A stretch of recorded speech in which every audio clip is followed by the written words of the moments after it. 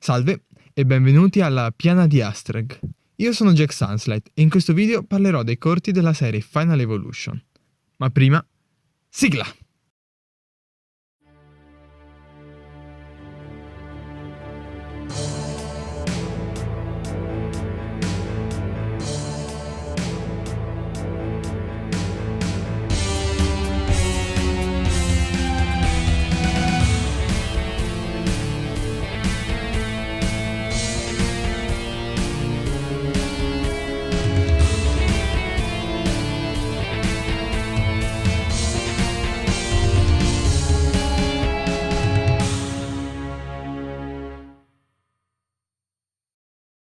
È passato del tempo non specificato da quando l'occhio della vita è stato lanciato nello spazio dal sommo luminescente. A causa dell'essenza di esso, Gorm fu colpita da vari cataclismi. Lampi squarciano il cielo, il monte Vulcano erutta con una tale potenza da scacciare perfino i gormiti del popolo del vulcano. Terremoti scuotono la terra, incendi distruggono le foreste. Venti gelidi spazzano sull'oceano formando enormi ghiacciai. E continue tempeste si abbattono sul grande massiccio e sul piccolo dell'Aquila. Forse vedendo questa situazione, il Sole raccoglie i suoi raggi di energia in un fascio e la Luna concentra la forza della sinistra luce notturna proiettandola nello spazio. E così gli astri richiamano l'occhio della vita, generando l'energia neutron. Magari in un altro video parlo per bene degli elementi della natura e della loro apparente coscienza. Intanto il sommo luminescente Obscurio, nonostante la guerra sembra essere terminata, continuano instancabilmente di combattere. E dato che il sole è oscurato da parecchio tempo, Obscurio sembra avere la meglio. Qui veniamo a sapere che il vecchio saggio non contatta i signori del bene da parecchio tempo, e che anche Magor sembra essere in difficoltà. Mentre combattono appare una luce nel cielo, che viene notata da tutti su Gorm. E pensando che sia un meteorite, il sommo si dirige verso di essa nella speranza di poterlo almeno deviare. Dopo un po' arriva Devil Phoenix per sapere cosa sta succedendo. Obscurio gli dice che un meteorite si sta per schiantare sull'isola e che anche lui è intenzionato ad andare a provare a fermarlo, perché se Gorm viene distrutta, anche loro faranno la stessa fine. Anche se credo che sia solo una scusa per poter distruggere lui stesso l'isola. Il signore dell'aria lo sbeffeggia per questa sua decisione e le informa che non lo aiuterà. Così il sommo luminescente e Obscurio si dirigono verso l'oggetto del cielo nel tentativo di fermarlo. Intanto anche l'antico Torg arriva nel luogo in cui i due si stavano combattendo e qui incontra Devil Phoenix. I due hanno un dialogo che mette a confronto le loro filosofie di pensiero. Dal lato c'è l'egoismo di Devil Phoenix che se ne frega di Gorm dato che può fuggire in qualsiasi momento. Dall'altro c'è Torg, che vorrebbe avere le ali, non per fuggire, ma per aiutare il sommo, che ora ha raggiunto la meteora seguito da Obscurio.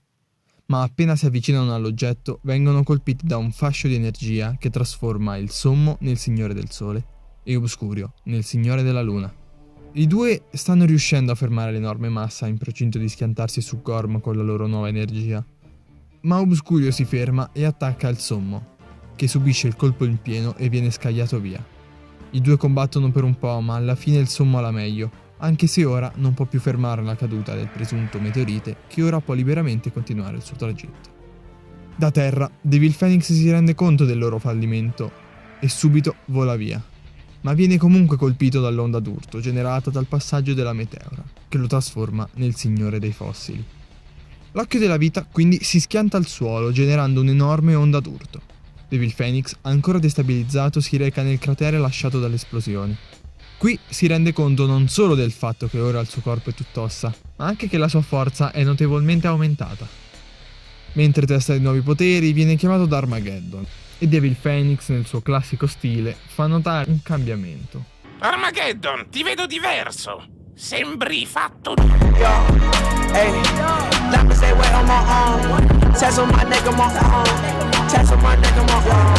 Armageddon invece gli fa notare che un sommo luminescente stremato si sta avvicinando. Così gli preparano un attacco a sorpresa e riescono a bloccarlo. Ma arriva l'antico Torg che, flexando la durezza dei suoi nuovi poteri da Signore del Diamante, carica Armageddon e con un colpo di ariete lo lancia via oltre l'orizzonte. Poi minaccia Devil Phoenix, che se ne va non prima di infierire sulle ferite del nuovo Signore del Sole. Il sommo ringrazia l'antico Torg e gli chiede perché si trova lì. La risposta che riceve è che il meteorite lo ha colpito in pieno e la sensazione che ha provata ricordava l'occhio della vita. In questo momento il vecchio saggio si mostra e conferma che il meteorite in realtà era l'occhio, che ha conferito loro l'energia Neozon da condividere con i loro compagni. Infine dice che non hanno più bisogno di lui e quindi ora deve ripartire. Che viaggi deve fare? Quindi nascono il popolo della foresta infuocato, il popolo del ghiaccio, il popolo del diamante e il popolo del sole. La mattina seguente Obscurio si risveglia su un ghiacciaio ancora scosso dalla battaglia con il sommo. Qui viene trovato da Nobil Mantis e i due cominciano a combattere. Quest'ultimo viene atterrato, ma il suo popolo arriva in soccorso e Obscurio è quindi costretto a fuggire e tornare nel vulcano, dove i signori del male stanno venendo rimproverati da Magor. Viene ordinato loro di conferire nuovi poteri ai loro popoli, facendo quindi nascere il popolo della luna, il popolo del metallo e il popolo dei fossili. E termina dicendo che non hanno più bisogno del suo aiuto. Intanto l'occhio della vita non è andato distrutto nell'impatto, ma è stato diviso in 5 parti, ciascuna per ogni elemento originale, e 4 di queste si dirige verso il proprio signore Nergeia, conferendo quindi i poteri atomici a Geos, Poivrons, Noctis e Tasarau. La quinta invece si dirige verso il monte Vulcano. Magor, per ovvi motivi, è felice di ciò, ma per i suoi scopi sono necessari anche gli altri 4. Quindi manda Magmion, Lavion e Armageddon a recuperarli, dato che i popoli del bene li stanno portando alla grotta di Roskamar, dove Geos e l'antico Torg aspettano il loro arrivo.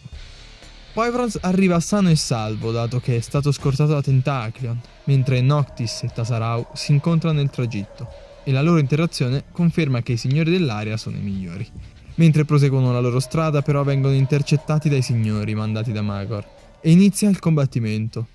Noctis viene colpito e sviene, ma per fortuna Tasarau riesce a fuggire grazie all'antico mametismo, portandoselo dietro con facilità, grazie alla magica leggerezza. Incontrano anche Drakkon, che però viene scacciato dall'arrivo degli altri guardiani accompagnati da Geos.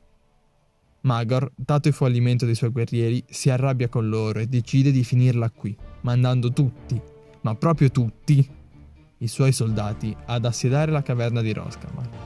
Da notare la coda di Magmion in posa di default. I signori del bene mandano quindi tutte le loro truppe a difesa degli occhi. I due eserciti si incontrano nella pianura delle Tempie. Siamo alle porte del conflitto finale. Gli eserciti sono schierati. Obscurio nota l'avvicinarsi del sommo luminescente a Nobil Mantis. La prende come una sfida e gli va incontro, seguito da Devil Phoenix, intenzionato a sfidare il Signore del Ghiaccio.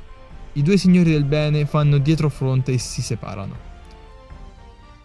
Il sommo si fa inseguire da Obscurio, poi si ferma per colpire, facendolo cadere a terra, così da farlo bloccare dal grandalbero. Invece Nobil Mantis si dirige verso il mare aperto, seguito da Devil Phoenix, che viene preso da Tentaclion, tenuto fermo e probabilmente picchiato fortissimo da Poivrons. Tutto questo sott'acqua. E ora, quizzone. Dopo questo evento, Devil Phoenix è ancora vivo? O non ci viene più mostrato facendoci intendere la sua dipartita? A questa domanda risponderemo più tardi. In ogni caso, questo evento è chiaramente una vendetta karmica per la sua vigliaccheria, e forse anche una vendetta simbolica per il tradimento del popolo dell'aria. Magor, vedendo la figura che hanno fatto i suoi signori, decide comunque di far iniziare il conflitto. Il sommo e Nobil Mantis sono ancora in gioco, ma mentre stanno distruggendo tutte le catapulte nemiche, Magor manda Drakkon a spaccare tutto. Il sommo chiama allora Roscalion e Troncalion, che lo abbattono. L'antico Torg e Geos compiono un agguato alle spalle degli altri signori del male, mandandoli KO. Questo attacco di Geos me lo immagino pregno di tutta l'ira delle origini, prendendo in considerazione la versione originale con Magmion al posto di Magor. Obscurio riesce a liberarsi grazie all'apparizione della luna nel cielo e raggiunge i suoi compagni, ancora doloranti, e decide di unire le sue energie con loro per lanciare un unico colpo, e gli altri acconsentono. Sono tutti pienamente consapevoli che ciò distruggerebbe tutta l'isola. Magor prova a convincerli a desistere e il vecchio saggio fa lo stesso con il sommo Nobil Mantis, intenzionati a rispondere all'attacco, dicendo loro che non sono in grado di controllare l'energia Neozon, e ciò genererà un vortice dimensionale che li assorbirà tutti. Ma non lo ascoltano e lo fanno lo stesso. Avviene quindi quello che il vecchio saggio aveva preannunciato. L'onda d'urto genera un varco dimensionale che assorbe ogni gormita e attira a sé gli occhi della vita. E ora è il momento della risposta al quizzone. Devil Phoenix è vivo o morto? Tic toc, tic toc, tic toc. Glim! Se avete risposto morto, avete sbagliato! Eccovelo qui mentre lo vediamo muovere le braccia per l'ultima volta. Magor decide di sfruttare l'occasione per rubare gli altri occhi della vita. Esce dal vulcano e li raggiunge, spazzando via Noctis come effetto collaterale. Ma il vecchio saggio dice che la profezia è compiuta, chissà quale delle tante, e che il vortice lo porterà in una dimensione senza tempo in cui rimarrà prigioniero. Poi si prende gli occhi e Magor viene risucchiato. Il sommo chiede che fine faranno e il vecchio risponde che forse un giorno riusciranno a tornare su Gorm. Molto rassicurante. Prima di andarsene, dà ai guardiani il compito di proteggere l'isola al posto dei signori della natura. Poi si teletrasporta via in un'altra dimensione e raggiunge la Terra, ancora abitata dai dinosauri. Entra in una grotta e trova quel che cerca.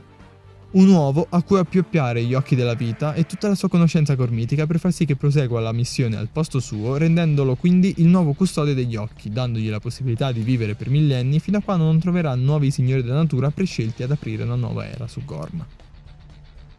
Poi esplode. E questo è tutto quello che c'è della serie originale dei Gormiti. Da qui in poi inizia la serie cartoon, considerato anche l'isekai gormitico.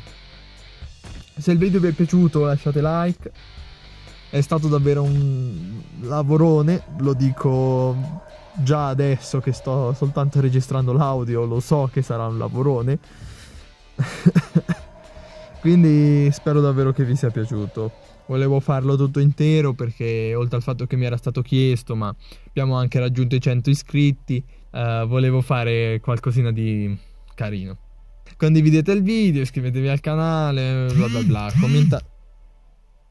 commentate anche se avete qualche dubbio, se ho sbagliato qualcosa, che è probabile dato un lavoro così grosso. E niente, ci vediamo ad un prossimo video.